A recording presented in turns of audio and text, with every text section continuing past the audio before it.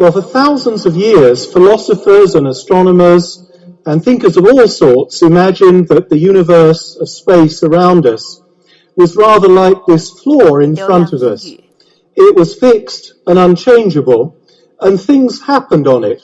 Just as people walk around, so the stars, the comets, and the planets and the other heavenly bodies moved around and traced out their paths on this completely unchanging stage of space.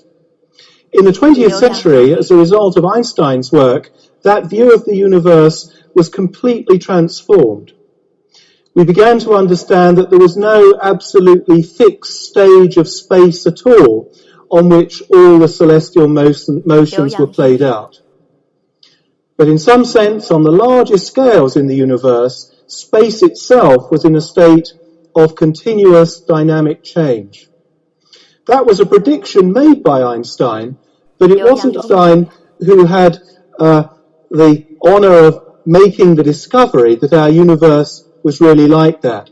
That distinction fell to the astronomer Edwin Hubble in the 1920s.